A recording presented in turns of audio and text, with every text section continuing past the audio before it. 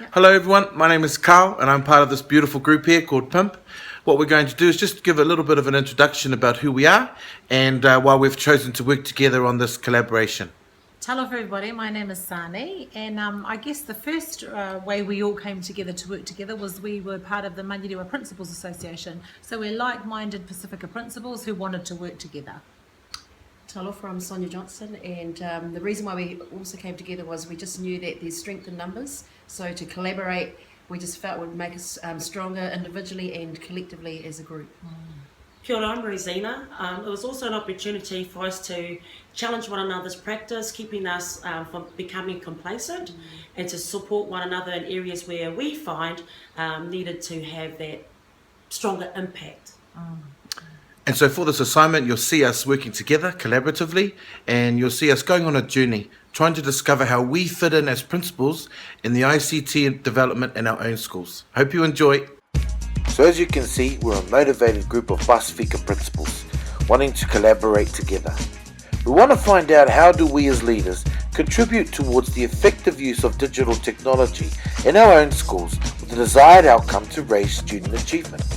Let's start with section 1, looking at critically reflecting on our practice. So in my school, we've got an infrastructure that isn't working properly. We've got digital tools in classes. I've got 2 teachers in charge of e-learning. We've got no real direction around the use of digital tools to enhance learning. So I guess for me as the leader, I need to take more of an active role. I sort of need to be able to lead from the front and alongside my staff because I don't feel like I'm doing that. Use of ICT in my school, it's a bit of a haphazard approach, and I'm limited in my leadership for this aspect of our practice, which is why I'm here doing the course. In the first few weeks of the course, I've been reflecting on what we've been learning so far, and I realised that we're still, in my school, when it comes to ICT, we're still operating in this sort of expertise type model where we default to someone who's like holding all the knowledge. Like we've got, technical people that fix everything. I've got these young guns that know how to do different things, and we're all going what? And I've got some resistors, and it's just trying to make something work. And also that sort of approach of thinking that perhaps we just keep up with what every other school is doing, getting iPads and all that kind of stuff, and that will be okay. The problem in my school is I don't have an infrastructure. I don't have any leaders of expertise around this framework, and I too am not an expert in this area. So the problem is I feel that we're a bit lost. We're sort of a ship sailing in the dark and we need the direction. At times I feel like I'm a bit of a spectator when it comes to the ICT for my school. We currently have a really effective infrastructure. We've got an ICT plan, we've got a teacher in charge, and I don't think I can continue just to be a leader from the back or from the side. I need to take more of an active role at the front. So as principals, how are we going to start to address this? Well, what I want to solely focus on is growing my own personal pedagogy on what is effective use of ICT. The readings and the resources that we've received so far have been really helpful in challenging my own current views on ICT, creating new knowledge, and if I can grow my pedagogy, I will then always and will be able to confidently contribute towards providing social support needed to make my teachers feel supported, feel empowered when they're using ICT, so they could possibly then start working innovatively. This in turn, I believe, will grow our human infrastructure in the school, so that staff will see that the principal is on the same waka as them. I really want to grow leadership within this learning context, so devices or digital learning isn't seen as a too hard basket or used as a reward system, but as a tool to innovate, motivate our learners. I want to have a clear pathway and action plan to get to this point, and the key people to help me drive it. So because I don't have the PCK to lead this area effectively, I definitely want to be part of a collaborative community that will help shape our school towards effective use of digital learning to improve student engagement and achievement. Well, I kind of think firstly I've had 4 weeks in this paper and it's really examined lots of things and I want to achieve the world, but I'm not going to. So here's a few things I want to start with. I guess it's about planning something that's going to align to our strategic goals when it comes to digital tools. I want our school to be a school of choice. We've got an infrastructure that doesn't work and I don't want just one person to be able to operate it. For sustainability, I want everybody to be able to do it.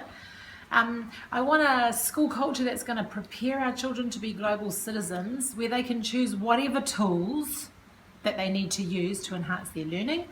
You know, I want teachers and leaders, especially me, to be a risk taker, to be a critical thinker, to be a problem solver, so that I can decide what tool I'm going to use to enhance my learning. I really need to support myself as the leader and teachers in my school to move from that industrial age. Some of us are still stuck there, so how are we going to prepare our kids if we don't move out of it? And a little bit about knowing my impact. So the success and failure of my students' learning is about what I do and I don't do. I need to be the change agent here, and that's why I'm doing this paper.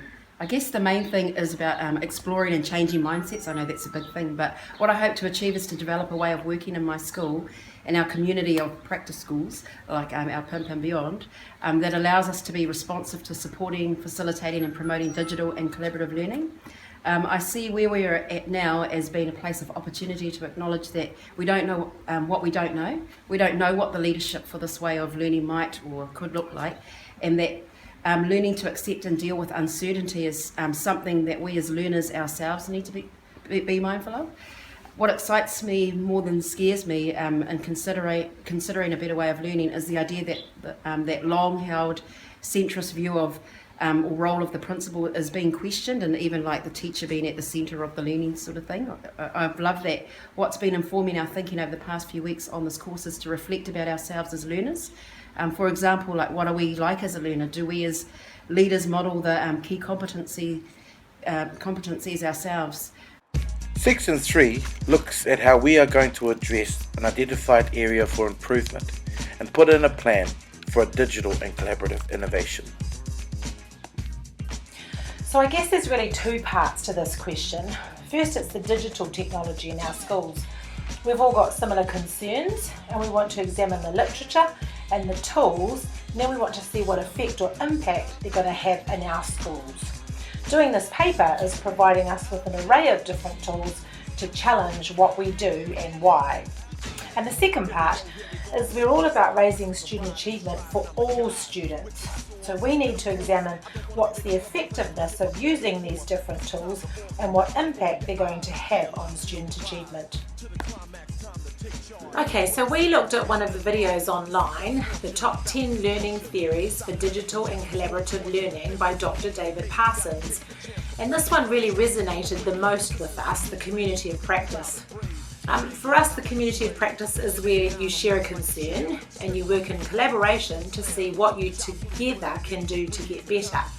There's 3 elements to this. There's the domain, the community and the practice. So as a group of principals, we often come together to share our concerns, and we work together to support and make changes in our own schools. We believe in collective learning. Our roles are so busy, so it's about supporting each other where we can.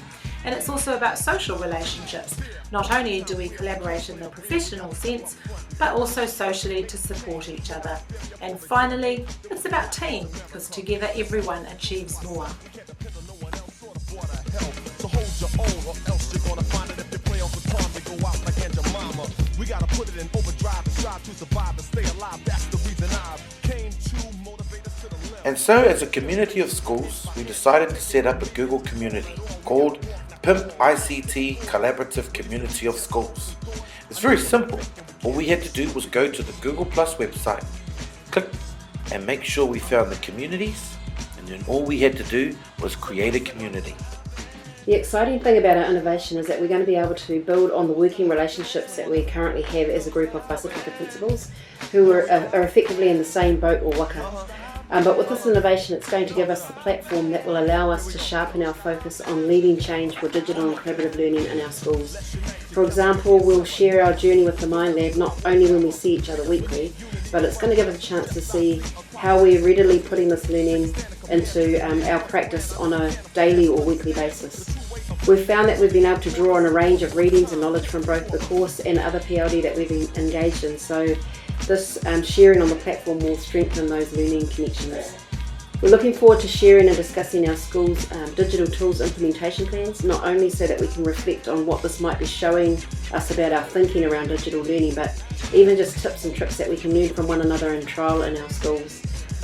We've agreed to set one another challenges to complete and use this forum as an opportunity to upload our learning and download our feedback to one another. We've tried this already with our second week where we challenged each other to make a video. It wasn't in the course, but we decided, look, let's give it a go, and it allowed us to share what to do and what not to do, of course. It seems pretty obvious from all of that we'll also be strengthening and sharing our new pedagogy too. And lastly, our innovation will allow us to build the people, capability and systems within our schools, but in a more responsive way than what we've currently been doing, or as we've learned through one of our readings, building the human and social support structures in our schools. By forming our community of practice, we are able to work collaboratively together on issues and common goals that ultimately supports the learning and well-being of our learners within our wider community. When working in my own school on, say, for example, my appraisal process, I can share it with my community to seek feedback and critical thought. We can meet for formal or informal business such as a quick check-in with everyone or for a specific schooling focus. It is a safe forum for us as leaders to problem solve, seek expertise, advice and knowledge. We can support each other through what we bring to the table as individual leaders, sharing best practice and what has worked well for us and the struggles we face in this what feels like a lonely job. Together we collectively bring innovation, creativity and motivation to keep each other honest and ahead of the game. Having each other as critical buddies will definitely strengthen our practice and further grow our leadership capacity. So far on our journey with the Mind Lab, we've been exposed to some amazing readings and some awesome resources. Here are the ones we use to help us with our assignment.